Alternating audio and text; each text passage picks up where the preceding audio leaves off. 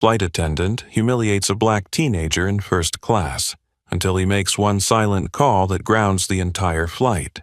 He was only 15 years old, quiet, polite, ticket in hand. He stepped into the first-class cabin with steady steps, wearing a dark hoodie and clean white sneakers. No one paid attention until she did. The head flight attendant stopped, stared, and then demanded he move. She told him he didn't belong there. Then, right in front of everyone, she slapped his hand and ordered him to the back of the plane. No one spoke up, no one even whispered. But he didn't shout. He didn't shed a tear. He just sat quietly, took out his phone, and made one call. Minutes later, the flight was grounded. And what happened next changed everything. The first-class cabin of Flight 672 that morning was as quiet and orderly as a luxury waiting lounge, where everything was designed to make one feel like they belong. But not for everyone. Gray suits silently folded financial newspapers. Women in delicate silk dresses tapped their phones with meticulously manicured fingers. No one could have guessed that this calm would be broken not by an argument or a child crying, but by the appearance of a boy no one expected.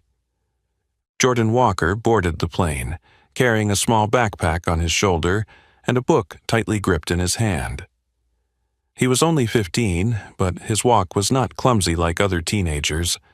He stepped steadily, his gaze firm, his shoulders straight, as if he was accustomed to walking into places where others believed he didn't belong. A dark hoodie covered his head, his jeans fit perfectly, his white sneakers spotless. Every detail about him was clean and neat, but not showy. A pair of Black Beats headphones hung around his neck, modern yet subtle, just like him. In his hand was a first-class ticket. Not an upgraded ticket, not a gift ticket, but a valid one, purchased at full price. But it was precisely this, a black boy, dressed plainly, without an adult accompanying him, that made many eyes glance at him, then glance back. No one said anything, but the slight frown, the curious stares, and the involuntary scowl from the corner of some passengers' mouths said it all. A boy like him? Here? Jordan didn't care. Or rather, he pretended not to care. He had grown too used to looks like that, from teachers who never called on him, even when he raised his hand, to pedestrians who clutched their purses tighter as they passed by him. He had learned not to react. He knew that someone like him, a black, quiet, intelligent child, was easily seen as a threat just for existing in a space people assumed wasn't for him. He quietly made his way to seat 2A, the window seat, where he could see the sunlight reflecting on the runway before takeoff. That was his favorite spot. Not because of luxury, but because of the silence. Jordan opened the overhead compartment, stuffed his backpack inside, and sat down. He wasn't in a hurry to fasten his seatbelt, open his phone, or plug in his headphones. He just pulled out Things Fall Apart by Chinua Achebe and opened to the page he was reading. No need to act interested in the world around him, because he had long ago learned how to live in invisibility. At an age when many teenagers were still struggling with their voice and identity, Jordan had already understood one thing. His presence in any space was often considered wrong, even when he had every legal right to be there. The conversation in the cabin continued softly. A middle-aged man asked the flight attendant about the type of champagne being served. A young couple whispered about their vacation destination. No one paid attention to the boy who had just taken the seat by the window, or at least they pretended not to look anymore. But one person's gaze was different. At the end of the cabin, from the aisle connecting to the economy section, a woman stepped in, slender, her blonde hair neatly styled in the traditional flight attendant bun. The Navy uniform hugged her figure, her name tag gleaming, Sandra Mitchell, the head flight attendant of the flight. She moved quickly, her face free of any emotional wrinkles. She smiled at a man in a suit, nodded at an elderly woman, but when her eyes landed on Jordan, her expression changed noticeably. No smile, no nod. Just a stop, a glance from head to toe, a brief hesitation that made the air around Jordan chill a few degrees. Jordan looked up, his eyes meeting Sandra's only for a moment. Then he lowered his gaze to continue reading, acting as if he didn't care. But inside, he knew. Something was about to happen. He didn't know how far it would go. He didn't know who would speak up or who would ignore it. There was only one thing he knew for sure. This time, he would not stay silent forever. The atmosphere inside the first-class cabin maintained its usual elegance, but the steady footsteps of head flight attendant Sandra Mitchell carried with them an undercurrent of silent tension, spreading gently like a colorless smoke. The quick glance earlier wasn't mere curiosity, it was recognition. And for Sandra, that was enough to set in motion a series of actions she believed were in line with proper procedure. A procedure she had set for herself long ago. Sandra Mitchell, in her 40s, had more than 15 years of experience flying internationally. She was well known within the airline for her strict adherence to protocols, her thorough understanding of every procedure, and as a model trainer for new flight attendants. But accompanying those skills was something that never appeared on paper. Sandra believed she had the ability to sense who belonged where. A sixth sense, she called it, that allowed her to quickly assess who was deserving of a seat in this upscale space and who wasn't. What she didn't name, but always implicitly understood, was prejudice. When she stopped in front of Jordan Walker, nothing about his appearance fit the standard she had set for herself. A black boy, wearing a hoodie and white sneakers, sitting alone in the first-class cabin. To Sandra, that was abnormal, and abnormal things needed to be checked. "Are you sure you're in the right seat?" Her voice rang out, not loud, but enough for the nearby passengers to hear. The question didn't seek confirmation, but sounded more like a challenge, carefully disguised. Jordan looked up, a flash of surprise in his eyes, but he remained calm. He pulled the folded ticket from his hoodie pocket and handed it to her with both hands. Sandra didn't take it as though she were accepting something important. She snatched it away, as though he were hiding something that shouldn't be there. She scanned his face, then looked down at the ticket. Her cold blue eyes briefly narrowed. First class. She read it aloud, as if she didn't believe what was printed on the paper. "Yes, that's right," Jordan answered quietly. "Are you traveling alone?" "Yes, ma'am." The answer made her expression shift slightly, as if she had just confirmed something she had suspected. No one else was with him, no adult chaperone. No one to verify that this boy belonged here. Sandra tilted her head, her voice taking on a distinct icy tone. "I think there's been a mistake. This seat is for first-class passengers. Your ticket may have been mixed up, or perhaps someone transferred it. You need to return to the economy section while we verify this." Jordan remained seated, leaning forward slightly. "This is a real ticket with my name on it. Seat 2A. She frowned. "Listen, I don't know how you got that ticket, but you're causing a disruption to the seating arrangements. If you don't cooperate, I'll have to ask you to move, as per the rules." The word rules, coming from Sandra, no longer sounded like a neutral regulation. It became an invisible weapon, used by her to pressure those she did not recognize. The way she looked at Jordan was not the look of someone performing a check, but the look of someone who had already passed judgment. Jordan placed his book down, his hand lightly brushing the phone resting on the armrest.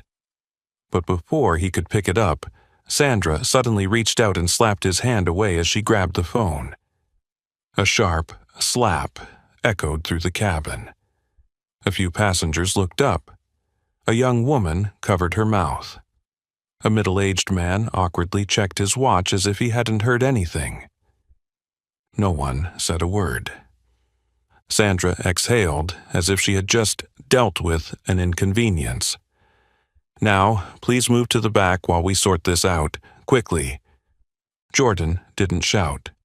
He didn't resist. He just looked at her, longer than usual.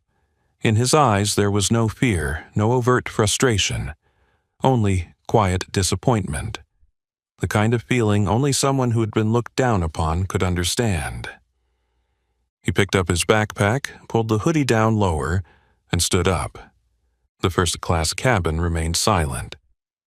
No one laughed, but no one stood up either. Not a word was spoken, even though everyone had seen it. Everyone had heard it. Jordan walked to the back, each step small but heavy, and began the unexpected journey from the front of the plane to the very rear, where the folding seats creaked and armrests were broken. He sat down, the phone resting on his lap, his hand still stinging from the slap. A message was quickly typed. "She slapped me and sent me to the back. I'm sitting in the last row." And as soon as the send button was pressed, Jordan looked out the window. He knew something was shifting, and it wasn't the airplane wheels. Jordan sat silently in the last window seat of the economy cabin, his gaze following the faint sunspots shining through the small window. The space here was completely different from the first-class cabin. Tighter seats, firmer backs, and everything seemed to shrink. Not just in size, but in courtesy. His hand still felt warm where it had been slapped. The message was sent, but the silence from the front cabin lingered in his mind, a silence more frightening than the slap itself. No one defended him, not a word of protest, not a word of opposition. The slap rang out clearly, like a declaration in the midst of a crowded room, but what made it more brutal was the response from the crowd. They chose silence. A man in a gray suit glanced at Jordan, then immediately looked away, his face returning to an indifferent expression as if he had never witnessed anything. A young woman exhaled softly, her confused gaze still not opening her mouth. A mother quieted her child by turning her back on seat 2A. Each glance, each unspoken action, all of them formed a collective refusal, as if they had agreed that silence was the peaceful way to endure the injustice that had just unfolded before them. Sandra Mitchell, now back in the galley behind the cabin to fetch a coffee, maintained her usual calm demeanor. She believed she had just done her job, maintaining order, upholding the standards of first class, eliminating any disruptive elements. To Sandra, anyone who made the space non-standard, even with a legitimate ticket, even acting politely, should not be there. She had done this before, though few dared to speak up. A passenger moved down due to a booking error.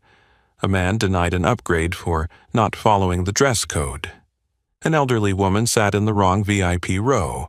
All were dealt with by her firm hand, without needing thorough verification. And no one had ever come back to ask. No one had ever protested. But this time, she had made one mistake. Her target was not anonymous.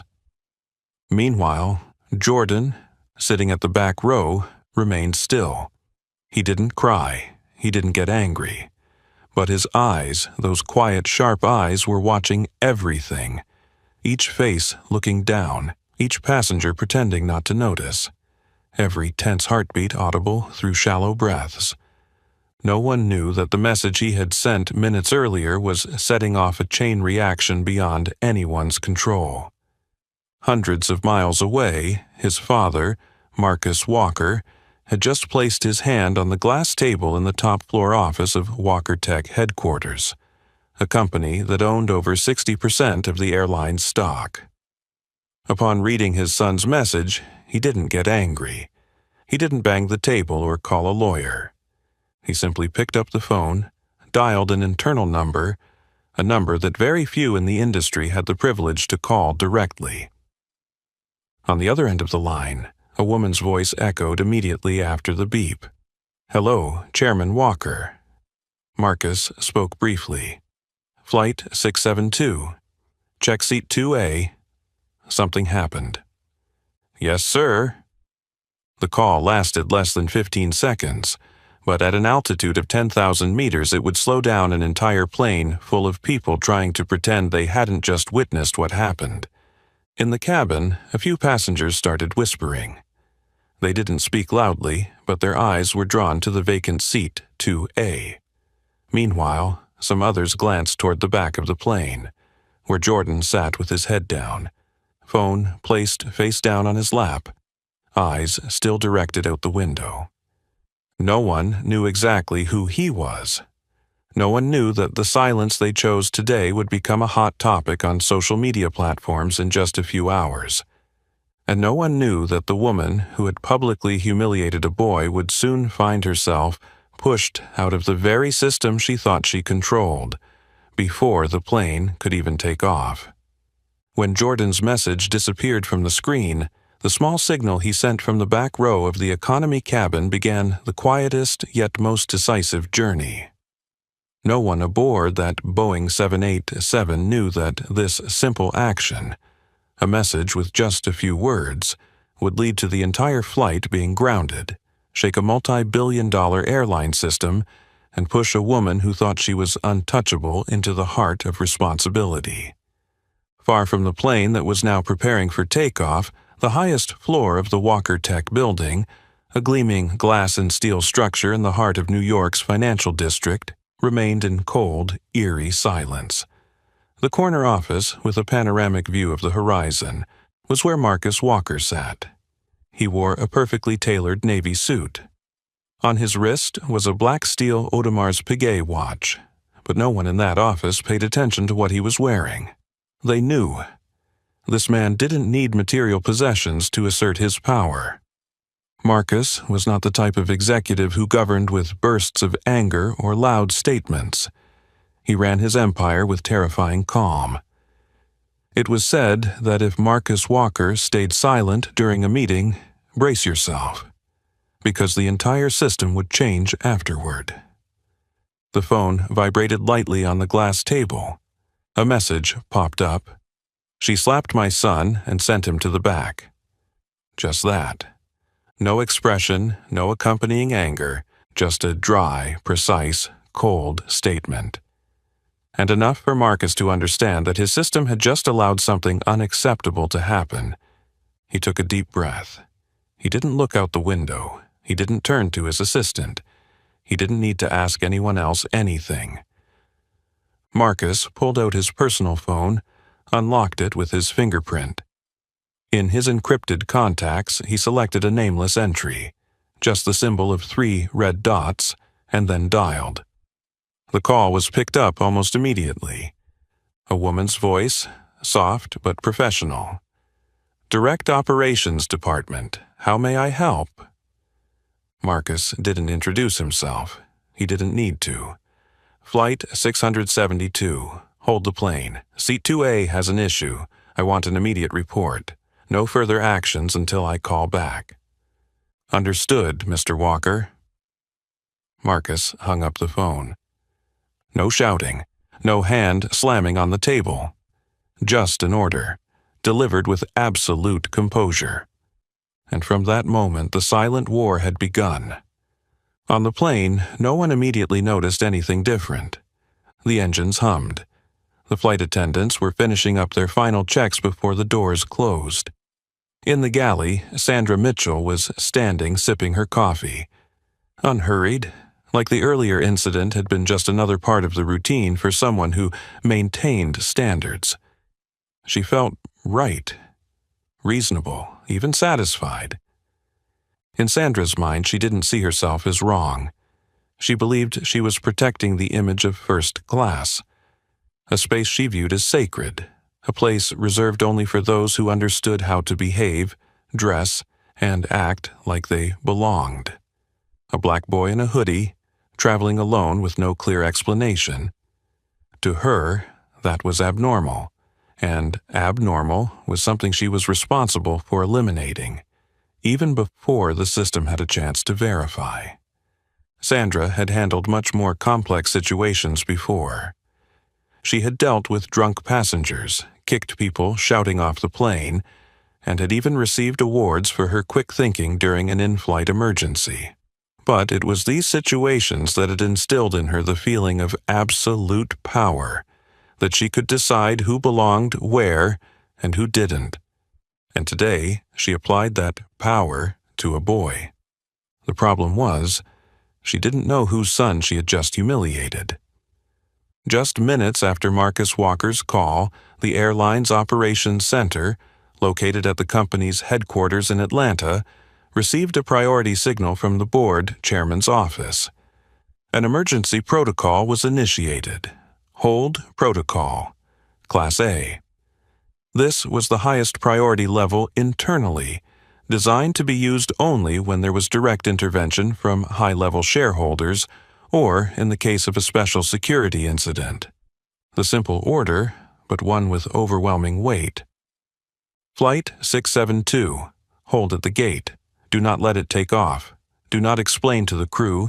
Do not inform the passengers. Do not close the plane door. Within 3 minutes, the crew received instructions from the ground.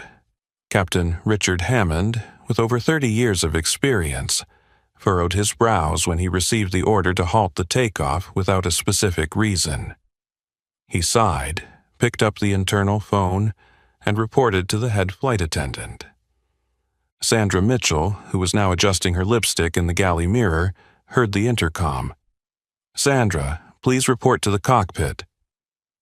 A brief moment of unease passed over her face. But then she reassured herself it was probably just a routine check.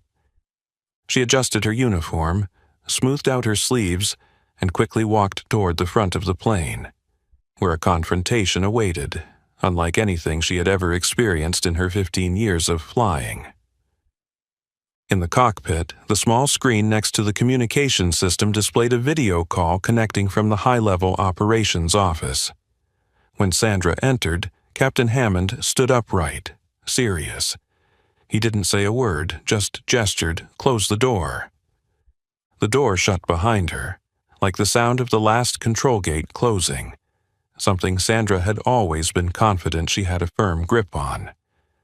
The screen lit up. The first face to appear was David Harper, the CEO of the entire airline operations system, a man who rarely appeared outside of high-level meetings. His face was cold, his eyes sharp behind rimless glasses. "Head flight attendant Sandra Mitchell?" he asked, without greeting, without preamble. "Yes, it's me." "We've just received direct instructions from the chairman of the board, Mr. Marcus Walker, regarding a serious incident involving the passenger in seat 2A. Do you know who that passenger is?" "It's just a boy. I thought he was in the wrong seat." "No," Harper interrupted. "That boy is Jordan Walker, the son of Marcus Walker, and you just humiliated him in front of all the passengers, because you assumed a black boy couldn't sit in first class." Sandra's throat went dry. Her tie tightened around her neck. The atmosphere in the cockpit became suffocating. I didn't know." Her voice trailed off. "Exactly, and that's the problem," Harper said coldly. "You didn't know, but still acted like you knew. And because of that, this flight will not take off until you apologize to the boy, in front of all the passengers, and return him to his proper seat." Sandra stood frozen. Her lips moved, but no words came out. Captain Hammond added, his voice as hard as steel, "If you don't, you'll never fly again. Not just on this flight, but forever." The silence stretched on for a few more seconds. Then Sandra turned. Every step she took out of the cockpit felt like a layer of pride falling away. The cockpit door opened, and for the first time in her career, Sandra Mitchell understood. She was no longer the one in charge of this flight. Sandra Mitchell closed the cockpit door behind her mechanically, but inside, something began to crack. Although her exterior remained calm, each step she took toward the narrow space of the control cabin felt like she was walking directly into the eye of a storm, though she couldn't see where it was coming from.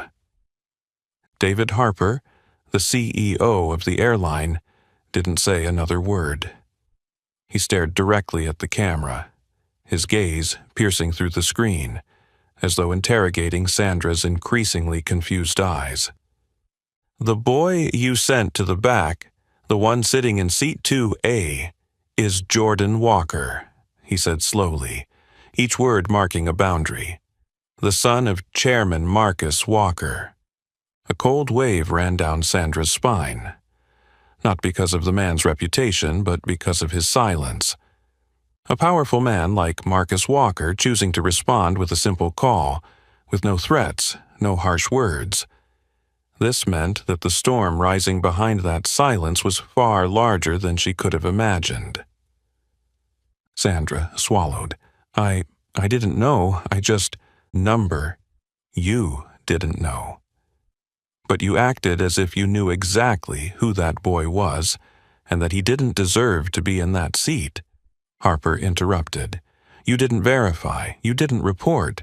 You handled it unilaterally based on your personal judgment. And that judgment, this time, will make you pay."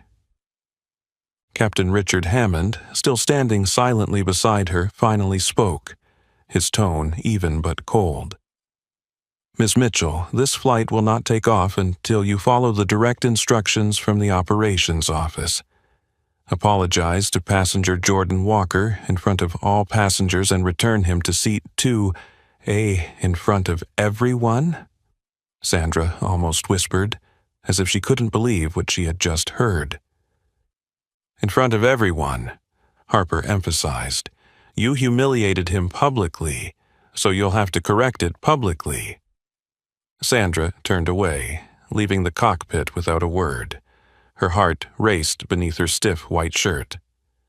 She walked through the first-class cabin, past the vacant 2A, the seat she had once deemed not belonging to a boy in a hoodie, and now it stood waiting for its rightful owner to return, like a silent testament to her misjudgment. Avery Brooks was waiting in the galley. When she saw Sandra walking past, the young woman's eyes were filled with concern. "What's going on?" Avery asked softly, almost instinctively. Sandra didn't answer, but the smirk that had always lingered on her face had completely vanished. As she passed the curtain dividing the cabins, Sandra could feel the eyes of the passengers in the economy section on her. Some looked up from their books. Some quietly pulled their headphones off. And then, her gaze met the one that was fixed directly on her from the back row, Jordan Walker. He didn't move. His headphones still hung around his neck. His phone lay on his lap, the screen facing down.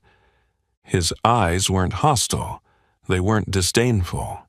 They weren't accusatory. But it was the calmness in those eyes that made Sandra feel as though she was being scrutinized by a presence too great to escape. She stopped in front of Jordan. "Jordan!" she called, her voice no longer certain. He didn't respond. A few nearby passengers turned their heads completely. A middle-aged man had his phone ready to film. A young woman pulled down her mask, her eyes unblinking. Sandra took a breath. "I want to apologize for the misunderstanding earlier. I may have judged incorrectly." Jordan slowly turned to look at her. His eyes were deep and bright, as if waiting to see whether her next words would truly be sincere, or just another part of a performance directed from above. "Judged incorrectly?" His voice was soft, steady, but carried clearly, as if the entire cabin could hear. Sandra's lips trembled. "I didn't check the ticket properly. I thought there was a mix-up." "It wasn't the ticket, was it?" Jordan interrupted, his eyes never leaving her face. "You looked at me, and you thought I didn't belong in that seat." No one moved, not a whisper in the cabin. The whole plane seemed to hold its breath. Sandra opened her mouth, but no words came out. The truth Jordan had just spoken exposed what she had never dared to name. He stood up, tall, calm. "I'll return to my seat," he said. "Not because you invited me, but because that's the seat I paid for legally." As they walked back down the aisle, every eye followed them. This time, not with curiosity or judgment, but with awareness. They were witnessing a shift in power.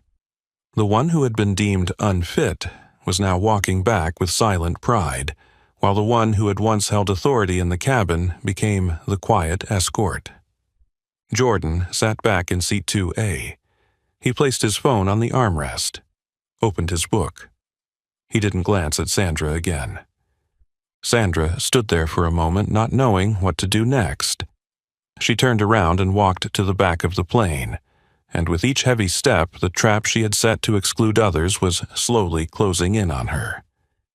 Sandra Mitchell returned to the galley behind the cabin like a shadow, her usual straight posture now seeming to shrink under the weight of something that had never happened in her 15 years of flying. Each step through the first-class cabin, once her domain, controlled with a cold glance and a firm voice, was now a path filled with eyes.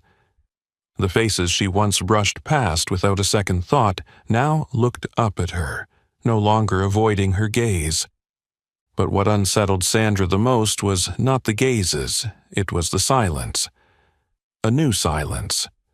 Not the complicit silence of when she slapped Jordan, nor the familiar silence of obedience in commercial flights. This was the silence of those witnessing someone in power being unseated from their rightful place. Each step echoed softly on the carpet. Each footfall felt like a bell tolling in her mind. Your career is turning a page, and not in the way you wanted. In the cockpit, Captain Richard Hammond had not yet left his position. On the screen connected to the central communication system, David Harper's face still gleamed in the cold light from the LED bulbs. He hadn't hung up after issuing the order. He was waiting. Because he knew only when Sandra had carried out the order, not just through action, but through her submission to authority, would he hang up. At David Harper's level, he represented not only the internal power of the airline, but also a shift in the culture of the aviation industry, where discriminatory behavior, whether subconscious or openly displayed, could no longer be accepted or overlooked. "Report back to me when she has apologized and the boy is back in his seat," Harper said, his gaze not leaving the screen. Hammond nodded. "I'll report directly." Harper remained silent for 2 seconds before ending the call with a light tap, yet the sound was as final as closing a heavy door. In the galley, Avery Brooks stood still, as though waiting for an earthquake after the first tremors. She had witnessed everything, not through actions, but through her eyes. And she remembered. When Sandra returned, the two of them met in the narrow space. Avery didn't speak. She just looked straight ahead. For the first time since she entered the profession, Avery saw a head flight attendant she had once admired step back. Sandra adjusted her tie. Her hands trembled. In just a few minutes, everything she believed was control had slipped through her fingers like sand. "I've apologized," Sandra whispered as if talking to herself. Avery didn't respond. She understood. The apology wasn't for Jordan, it wasn't to make amends. It was to protect the remainder of the career that had just cracked. In the first-class cabin, Jordan Walker still sat quietly in seat 2A. He had returned to his seat, but it was no longer the same as when he first entered. This time, everyone had seen him. An older woman gave him a slight nod as he sat down. A gray-haired businessman across from him set his phone down, his gaze complicated, part regret, part admiration, part avoidance. Jordan didn't look at them. He placed the book on his lap, opened it to the previous page, and rested his hand on the spine of the book, ready to read. But his eyes weren't looking at the text. He wasn't reading, he was listening. Listening to the whispers spreading from behind through the cabins, through passengers who had filmed and were now whispering, "Who is that boy? Why did everything stop just because of him?" In Jordan's mind, the sounds didn't make him angry. They made him awake. Because this was no longer just about him. He was no longer a child who was sent to the back for not fitting in. He was now a mirror reflecting the system that the adults had ignored for too long. On the ground, an internal email was sent to all senior management of the airline. Flight 672, delayed at the request of the chairman of the board. A discrimination incident is under urgent investigation. On social media, a video from a passenger in the economy section had begun to circulate. The clip clearly captured the slap, Sandra's cold reaction, and Jordan's head-down walk as he headed to the back. Within 10 minutes, it had over 10,000 views. Comments began flooding in. That slap hurt more because of the silence in the entire cabin. Do they really think a black kid in a hoodie can't be a first-class passenger? He didn't say a word, but made the entire flight stop. That's power. Sandra was still standing in the galley, her hand gripping the edge of the counter as if clinging to the last solid thing left. But she knew. The wheels had begun to turn, and this time, they weren't turning toward her. In the cockpit, Captain Hammond received a second call from the center. "We've received confirmation. Passenger 2A is back in their seat. Apology has been made publicly. You're cleared to close the door." He turned to the head flight attendant through the internal communication system. His voice no longer serious, but colder than professional. "Ms. Mitchell, prepare to land when we arrive. Someone is waiting for you at the gate." The order from above had been issued, and this time there was no turning back. Jordan's words cut through the smooth surface of Sandra Mitchell's assumptions, spoken clearly, calmly, without anger, but sharp as a knife. And that simple brief statement reversed the entire power dynamic on Flight 672. Sandra Mitchell stood there, in the narrow aisle of the economy cabin, where she never thought she would have to step unless it was for service duties. She had grown accustomed to walking with her head held high between the first-class seats, where each question, "Would you like wine or champagne?" served as an unspoken confirmation of the quiet power she wielded. But now, the eyes of a 15-year-old boy had left her unable to find any ground for her pride. Jordan didn't shout. He didn't cry. He didn't condemn. But his gaze, that gaze wasn't just an accusation. It was a declaration. "I know, and I will no longer accept it." Sandra opened her mouth to respond, but her throat was as dry as a desert. All the reasons, all the excuses she had ready, about safety procedures, about unintentional misunderstandings, about ticket verification processes, suddenly became meaningless in front of the teenager staring at her without flinching. The air around them seemed to freeze.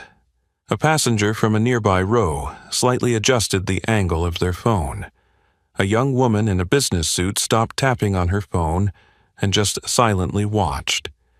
The usual sounds of the plane, the clicking of seatbelts, the turning of pages, seemed to hold their breath. Sandra nodded. The nod wasn't strong, but it carried all the weight of a person just thrust into reality. She turned, her hand still resting lightly on the back of the seat in front of her, and softly said, "Please return to your seat." Jordan stood up, not in a hurry.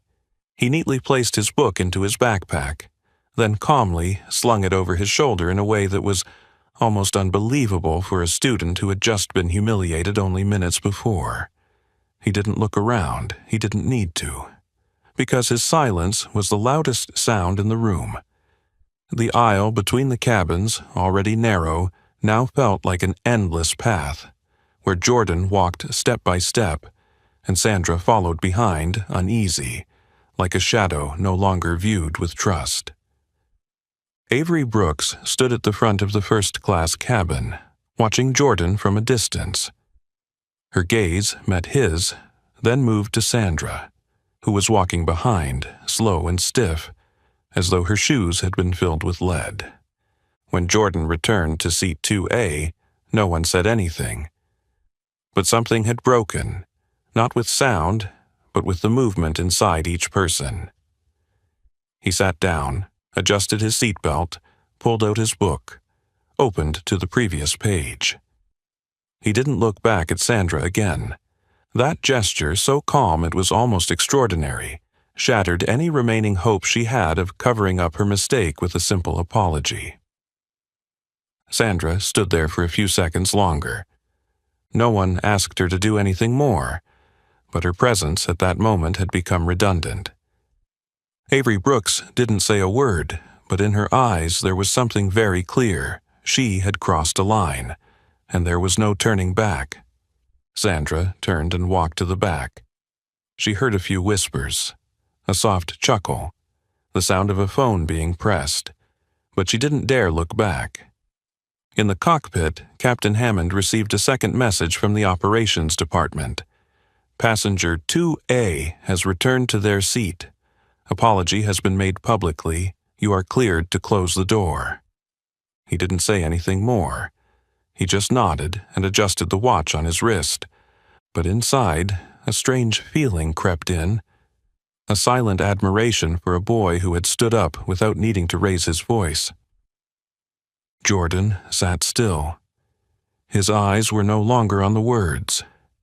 His thoughts were racing. Not about what had happened, but about what it had just uncovered. He didn't know that the first video had already begun circulating on social media. He didn't know that his father, Marcus Walker, was contacting the airline's PR team, requesting an internal investigation into the systemic discrimination.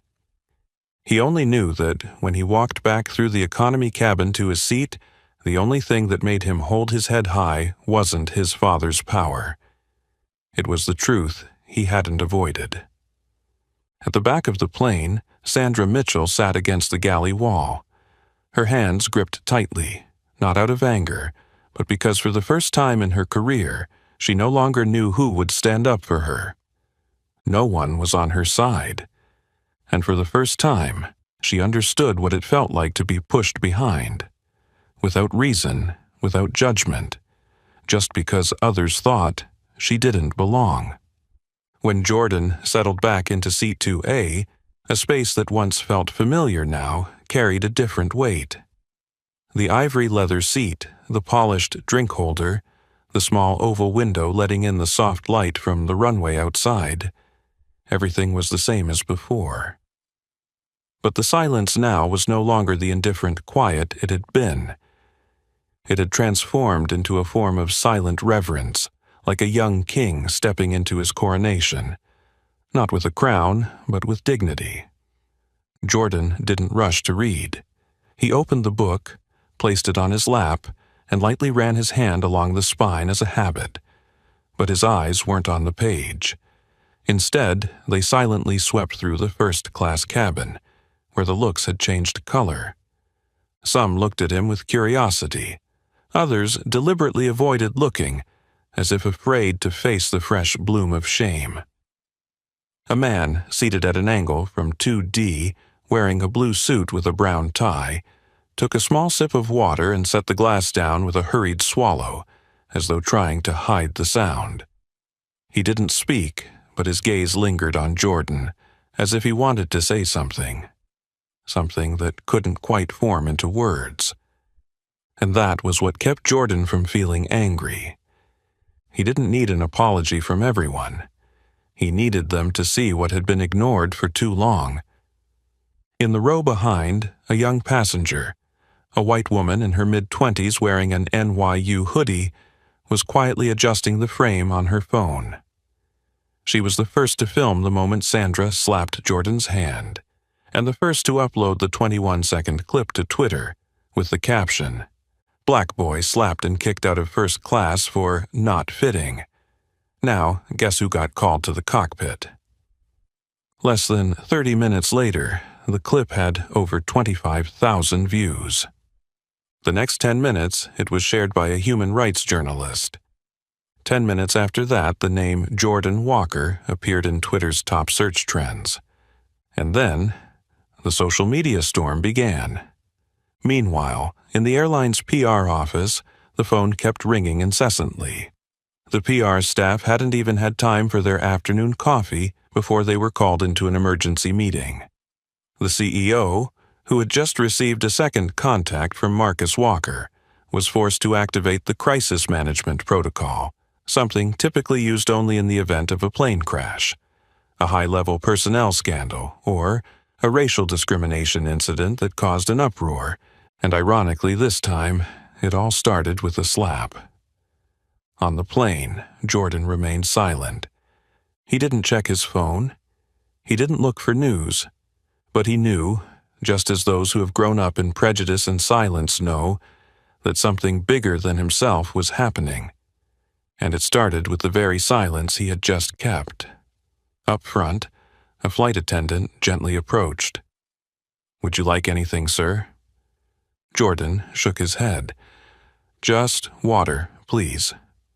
She handed him a glass. Her hand didn't shake. Her eyes didn't avoid his. In those eyes there was recognition. Not because he was Marcus Walker's son, not because the media was in an uproar, but because now everyone had seen the difference between power and true authority. At the back, Sandra Mitchell still hadn't left the galley. She stood motionless, clutching a service tray, her eyes vacant as she stared at some vague point on the wall. Her mind spun, not from exhaustion, but from the invisible collapse that was breaking apart, piece by piece, in the system she had trusted completely. That if she was right in her feelings, her actions would always be forgiven. For the first time in her flying career, she knew what it felt like to be isolated in the very place that had once been her domain. No one said anything to her. No supportive gaze, no words of inquiry. Only the quiet whispers from the passengers. A man in first class, a silver-haired, light gray suit, after a moment of hesitation, leaned slightly toward Jordan. "I saw what happened earlier. I don't know what to say." Jordan turned to look at him. Quiet, not angry, not blaming. "I should have said something when she slapped you," he continued, his voice shaking slightly. "I saw it, but I stayed silent." Jordan nodded slowly. "I understand." Then he turned back to his book. But the man's gaze still lingered, filled with confusion, and a small cut of conscience beginning to bleed. Not far away, a group of passengers was whispering, "Who is he?" "He's the son of the airline's CEO." The way he walked back, like he'd never been knocked down. It's not like he really wasn't. Jordan sat quietly, in the silence, but everyone could see he had returned, not as a victim, but as a leader, silently, steadily. The plane had yet to leave the runway, but outside, a storm had truly taken off, not from the jet engines but from the power of truth being recorded and spread. The phone screens of millions across the United States suddenly displayed the same headline, the same short video just over 20 seconds long. "Black boy kicked out of first class. Turns out he's the son of the airline owner." Blurry footage shot by passengers in the economy section. In the narrow frame, Jordan Walker stands up after being slapped on the hand, then silently lowers his head and walks to the back of the plane. while a woman in uniform, Sandra Mitchell, stands rigid, cold, as if she had done the right thing. It wasn't the slap that made the video go viral. It was the silence of everyone in the cabin, the way Jordan said nothing, and the way the flight attendant behaved as if it was perfectly normal. That was the real spark. Less than an hour after the first video was posted from the NYU student's Twitter account, the hashtag #Seat2A made it into the top 10 national trends. 10 minutes later, it climbed to second place, just behind a major sports event, and then surpassed that event when a prominent human rights journalist shared the video with the caption, "Silence is not neutral, it is complicity." The boy in the video didn't need anyone to defend him. He stood up for himself. But we need to ask, why didn't anyone else stand with him? On Reddit, both our Public Freakout and our Black Excellence reshared the story. Thousands of comments flooded in, with increasingly intense headlines. One slap that struck the entire airline industry. No one stood up, but he didn't need anyone. He has the truth. When power doesn't scream, it only needs a single message. On TikTok, young female voices began to analyze the moment Jordan stared directly at Sandra and asked, "You looked at me and assumed I didn't belong there. You didn't check anyone else's ticket, just mine." That quote was pulled, turned into captions, set to somber background music, and became a viral quote, striking directly at prejudice. At the airline's main office, an emergency meeting was called at 9 p.m. New York time. The conference room, with its white lights and black leather swivel chairs, all eyes were fixed on the LED screen displaying media metrics. Brand mentions up 750%. Negative sentiment in comments, 83%. Most asked question, what will they do to hold themselves accountable? The communications director pointed at the graph. We are facing a symbolic crisis, not because he's Marcus Walker's son, but because people see themselves in the moment of being pushed aside. Meanwhile, in the sky, as Flight 672 finally began to take off, Jordan remained seated, eyes focused out the window as the sunset light broke into soft yellow patches through the glass. He didn't know he was going viral. He didn't know what was happening on the ground, but he could feel the movement, not of the plane, but of the world slowly shifting toward him. At the back, Sandra Mitchell received her first message on her work phone. "You'll need to stop at the gate. HR and media are waiting." She didn't respond. She couldn't. Her fingers, once accustomed to arranging seats, giving safety instructions, handling situations, now fumbled, unable to find any words to reply. And the most painful thing was, no one came to protect her.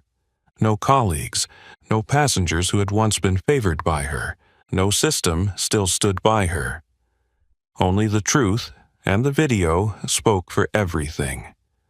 On Instagram, popular accounts shared images of Jordan reading his book, accompanied by the caption, "They tried to move him to the back. He walked back to the front. Without a single word, he changed the whole flight."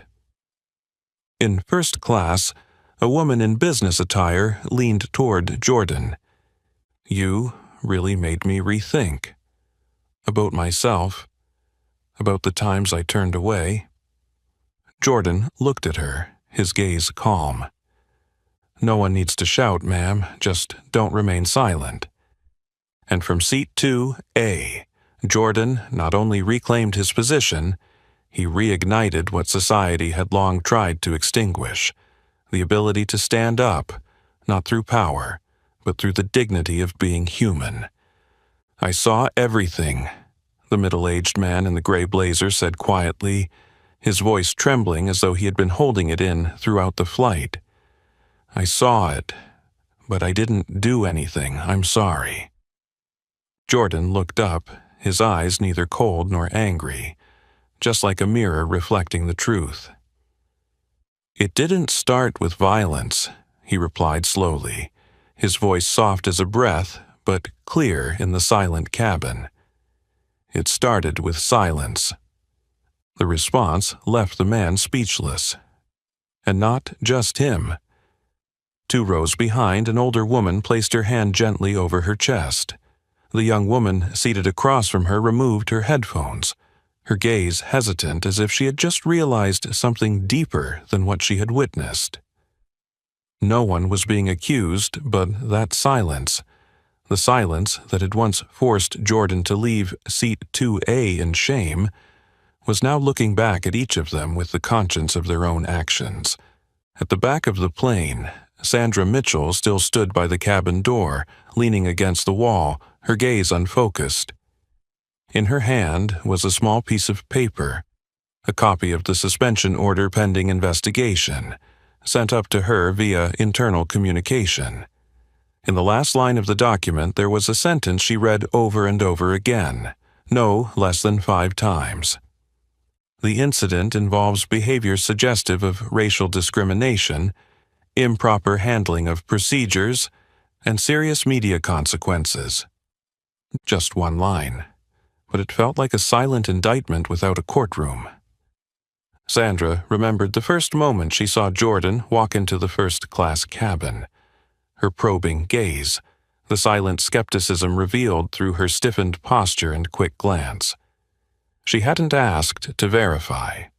She asked to confirm her assumptions, and when Jordan didn't react as she expected, didn't flinch, didn't back down, she acted like someone in power, not like someone in service. But now all she had left was the truth, and her image was spreading on social media like a living testament to what thousands of others had experienced but couldn't record. Meanwhile, at Marcus Walker's office, the media situation was being updated minute by minute. The headlines from national news channels kept coming in. CNN: "The slap in the air shakes the airline industry." The New York Times: "From silence to a wave of resistance. Jordan Walker and number seat 2A." The Guardian: "A quiet rejection turns into an undeniable truth." Marcus was not pleased. He knew, with his power and his name, he could sway public opinion, issue statements, and force the airline to apologize. But he didn't want to stop there. He called the legal team, not to sue, but to demand a comprehensive internal audit of the company culture. "This is no longer about me or my son," Marcus said. "This is about every child who's been treated as if they don't belong, just because they don't look like the people sitting next to them." On the plane, a young female passenger with a camera gently pressed the shutter. She didn't turn to film Jordan, but the small electronic sign above his seat, 2A. No need to add any words. She knew. Just that seat number was enough to start a whole social dialogue. An older flight attendant, someone who had worked with Sandra for many years, approached her at the back of the plane, hesitating. "Are you all right?" he asked, but the question felt more like a polite formality than genuine concern. Sandra looked up, her gaze exhausted.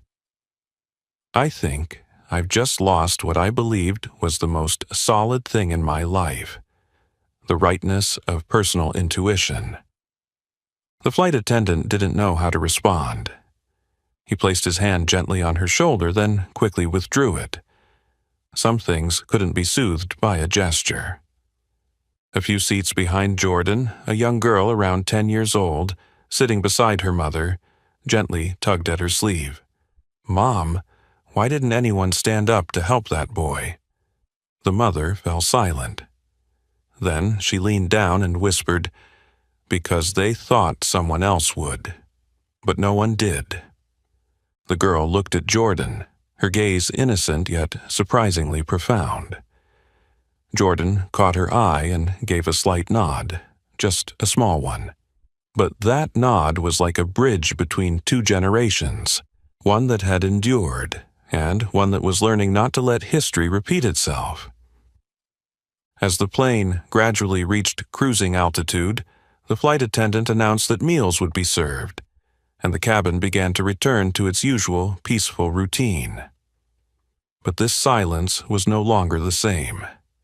It was no longer the quiet of indifference, but the silence of awareness.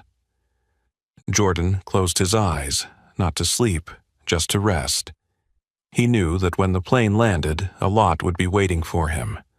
Reporters, camera lights, a late apology, interview requests, exploitation, perhaps even turning him into a symbol for a movement.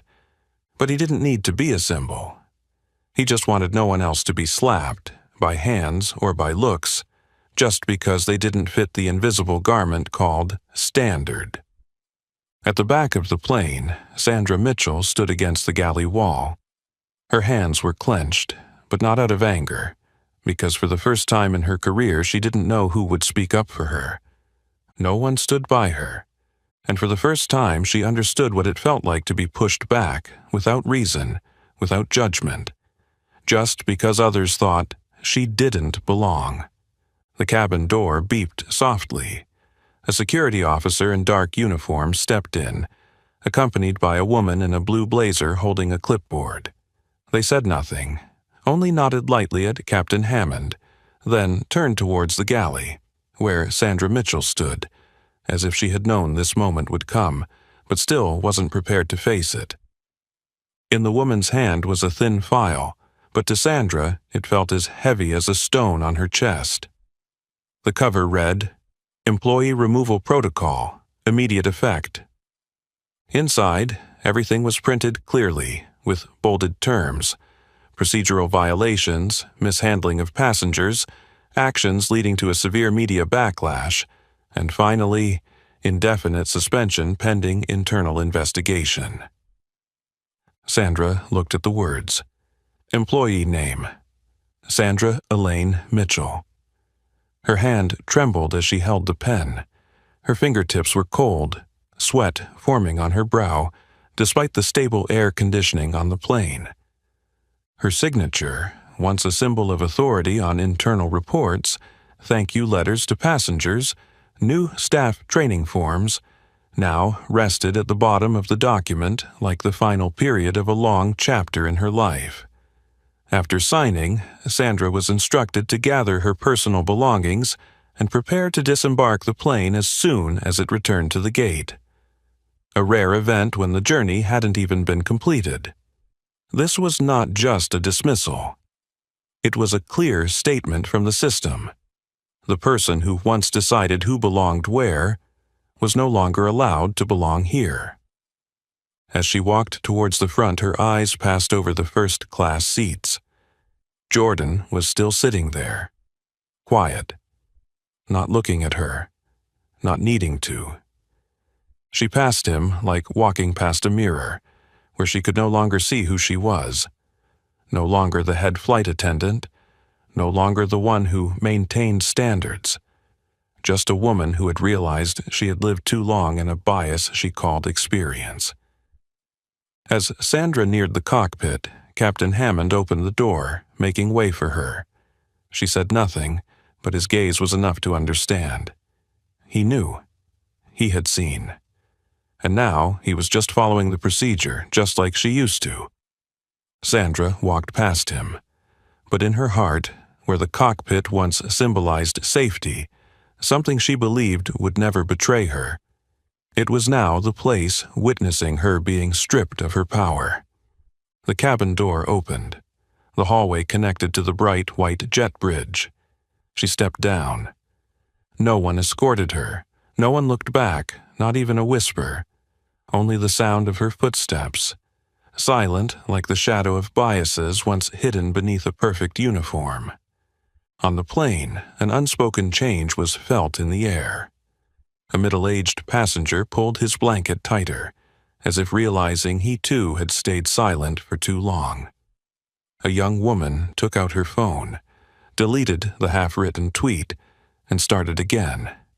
Not with anger, but with acknowledgement. I saw. I said nothing. I was wrong.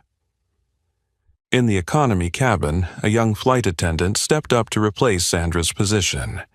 She took a deep breath before pulling the curtain. No one had taught her how to replace someone who had been dismissed mid-flight, but she knew better than anyone. Today's mission wasn't to serve passengers, but to restore trust. In the cockpit, as the plane turned back to the gate and Sandra was escorted off, Captain Hammond glanced at the radar screen, then turned to his co-pilot, his voice steady. "It's been a long time since I've seen a flight where no one spoke, but everyone's listening." The young pilot nodded, his gaze landing on the screen. 2A, the seat still lit. And there, Jordan Walker slowly closed his book. Not because he was tired, not because it was over, just because he had read enough for today. He tilted his head toward the window where the sunlight flickered on the wing, as though the world was waiting for a landing point, not just in coordinates but in justice. No one in the cabin was reading anymore. The entertainment screen on the back of the seat remained on. The list of films kept scrolling, but nearly no one pressed play. Headphones still hung around necks, but the music had stopped. The forgotten water glass sat empty on the tray. The food packages remained unopened, and every movement, everything, slowed down as if the entire cabin was holding its breath to a single thought. I saw, and I did nothing. It was a thick silence, not the quiet of sleep, but the quiet of self-reflection. The sky outside was calm. The plane had regained stable altitude after returning to the gate and taking off again, but Flight 672 was no longer the same. The story was no longer in the control of those who thought silence was safe.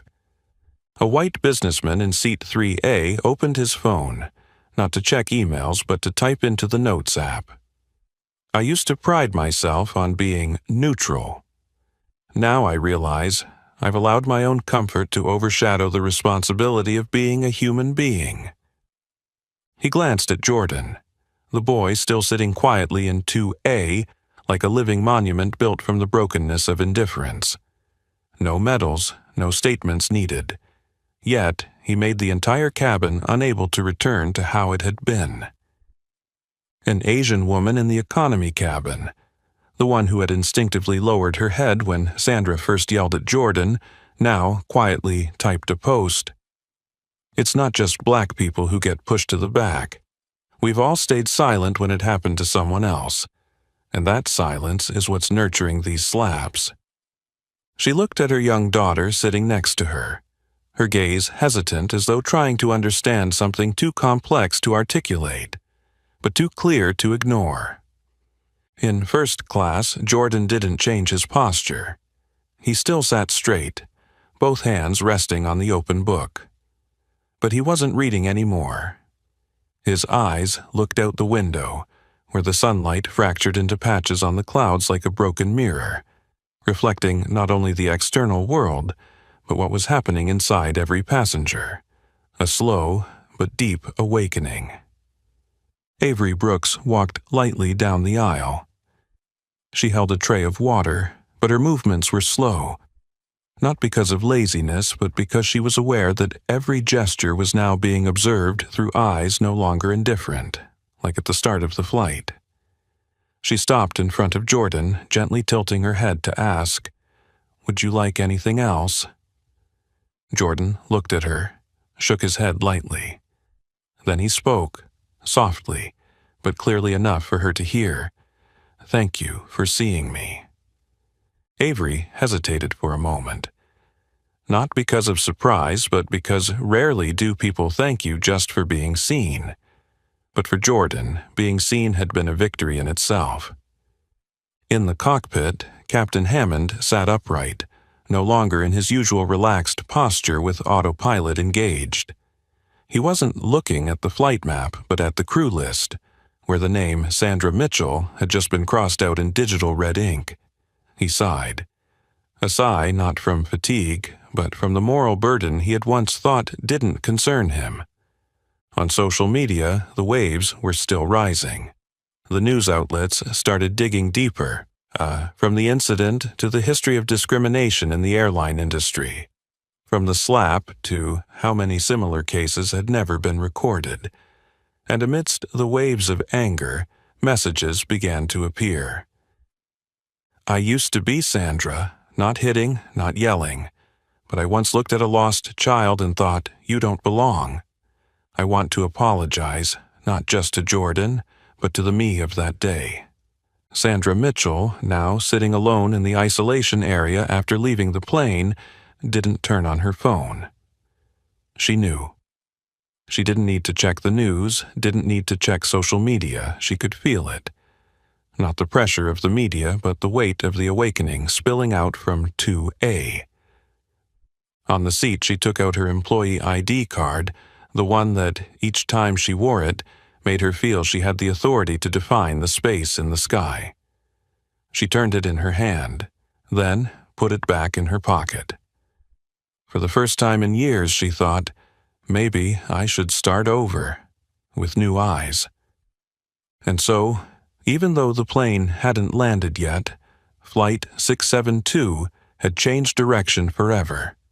Not on the map, but in the minds of every passenger, those who had stayed silent, turned their heads, kept quiet, and now learning how not to do so again.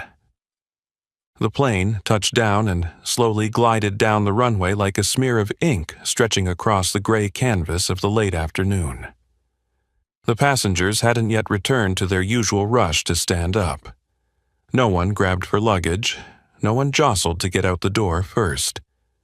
They sat still, silently, as if waiting for something more sacred than a destination, an inner landing. The familiar ding sounded, signaling that seatbelts could be unfastened. But this time, no one moved. Jordan Walker remained seated in 2A, the very seat he had been stripped of initially, and the same seat he had reclaimed through unyielding silence. The airplane door opened. It wasn't the passengers who got off first, as usual, but a group of 3 people in the airline's dark gray uniforms who stepped in. Leading them was a tall man with a tense expression, carrying a black briefcase. He was accompanied by a woman from Human Resources and a communications advisor.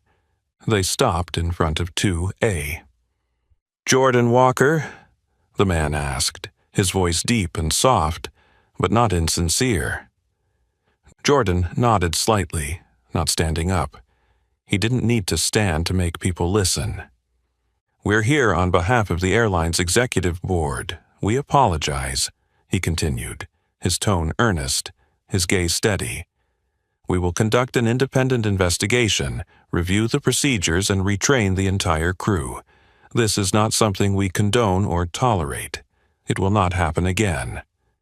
Jordan looked directly at him, his gaze now not filled with anger, but demanding a deeper truth than any apology.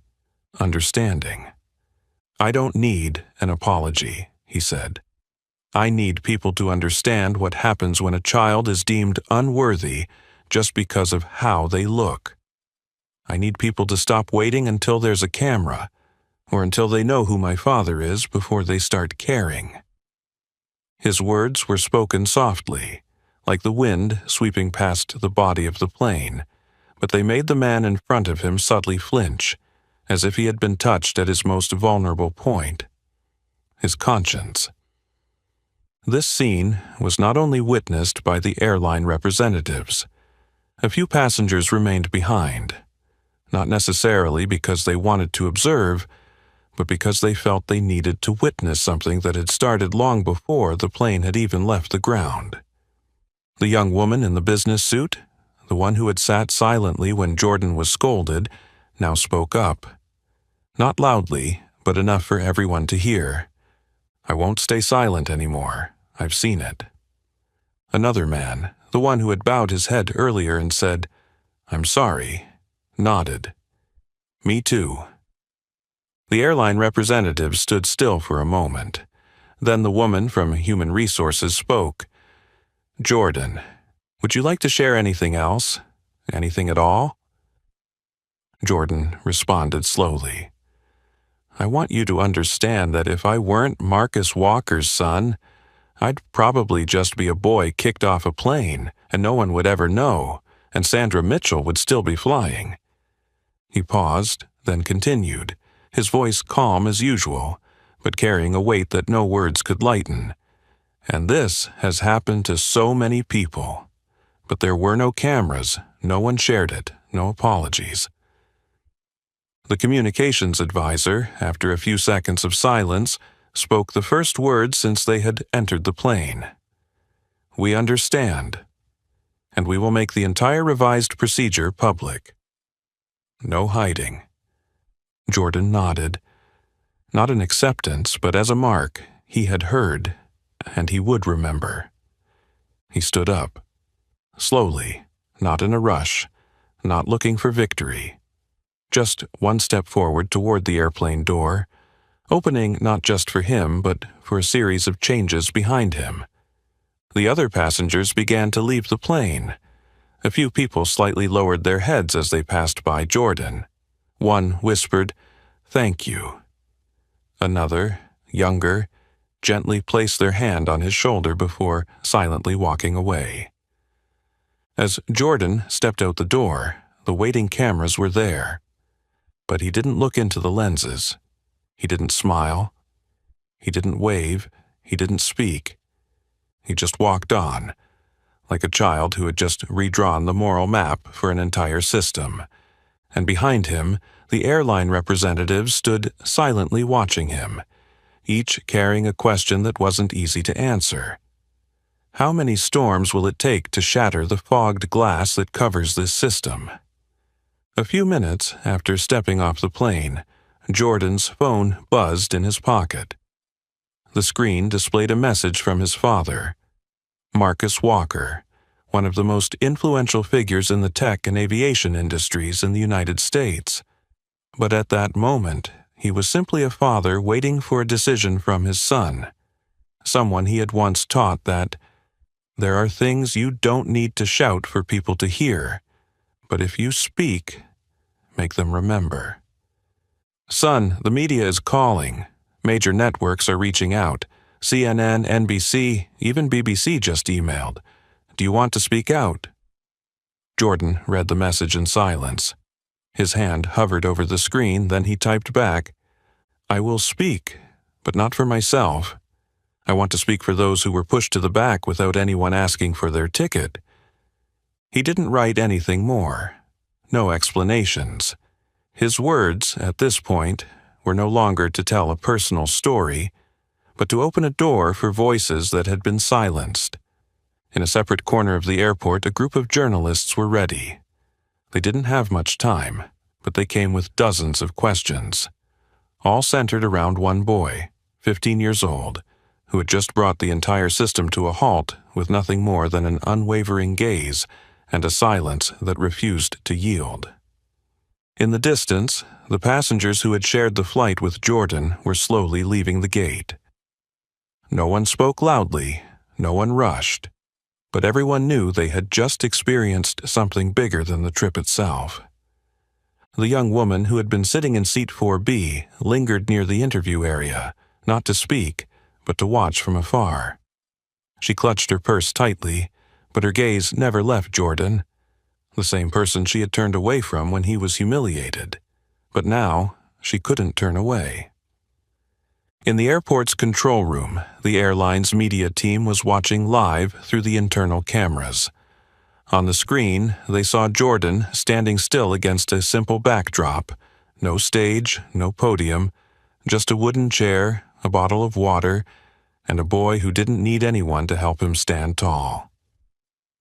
A reporter spoke first, his tone formal. "Jordan, if there's one thing you want the entire nation to hear, right now, what would you say?" He looked straight into the camera.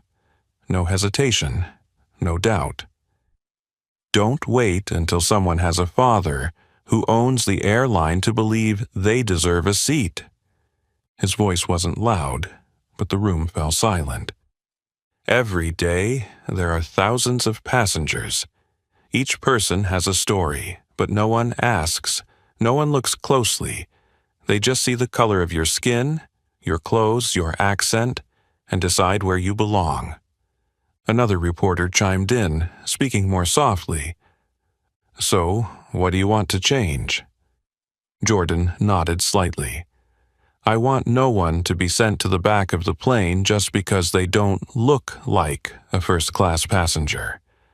I want flight attendants to learn to ask before they assume.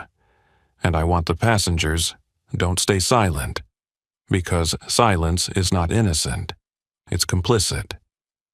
That statement was shared across every social media platform within 20 minutes. The hashtags number Jordan Walker and number Seat 2A became symbols not only for the incident, but for a new wave of dialogue about prejudice, invisibility, and the true value of people. Meanwhile, at Marcus Walker's office, he received an update from his assistant. His speech is being broadcast live, over 5 million views already. Marcus didn't smile. He simply nodded, a nod that carried the weight of the years he had lived through. The years when he too had been asked for his ticket, not to verify, but to deny.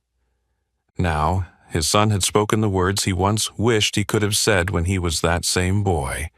And in the airport's hallway, Sandra Mitchell, who had once controlled the sky like an invisible gatekeeper, sat quietly in the waiting area. On the TV screen in front of her, a clip of Jordan's words played again. I don't need an apology. I need people to understand what happens when a child is deemed unworthy just because of how they look. She didn't look away. She didn't cover her ears. She let those words pierce through her like an unavoidable truth.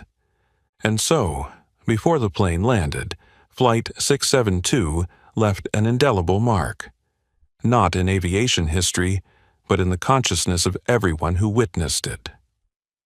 The plane touched down with a soft jolt, the tires screeching against the runway, creating the familiar dry, screeching sound. But this time, that sound didn't just mark a physical destination. It marked the opening of a spiritual journey. The cabin filled with the familiar ding.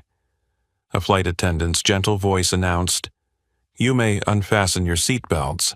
Thank you for flying with us." But no one hurried to stand up. No one scrambled for luggage. No one rushed to be the first to get out.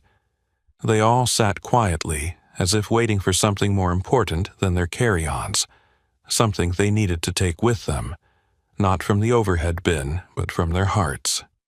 Jordan Walker, 15 years old, remained seated in 2A, his head slightly tilted toward the window. He wasn't looking at the people starting to move behind him. He was listening, not to the footsteps, but to the quiet rhythm of a moment that had forever changed them all. The first passenger to walk past Jordan was a middle-aged man, his jacket still misbuttoned from rushing onto the plane.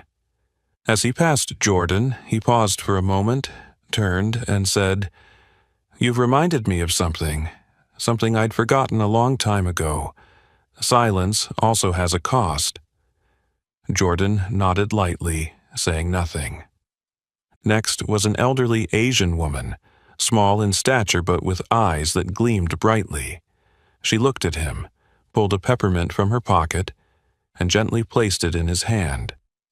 "When I was your age, I didn't dare sit in the front. Today, you sit there on behalf of those who could never sit."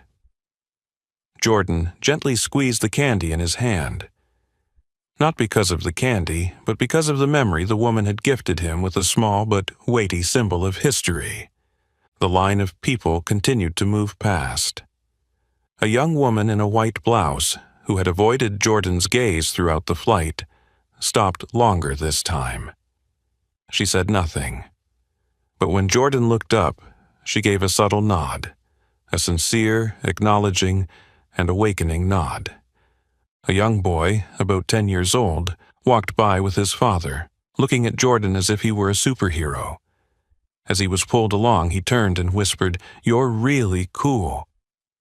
Jordan smiled, his first smile since boarding the plane. The last passenger was Avery Brooks, the flight attendant who had stood for truth, even if only with her eyes and chosen silence.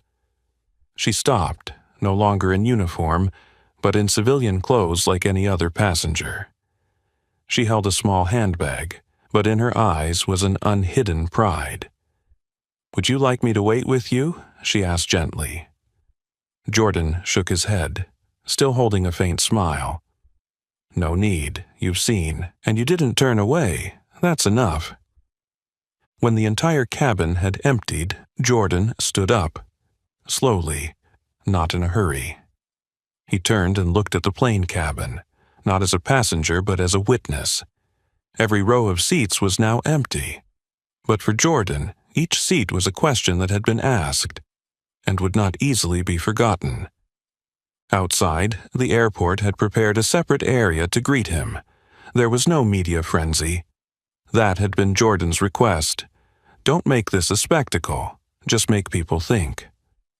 Marcus Walker, his father, stood waiting in a dark suit, his eyes following every step his son took.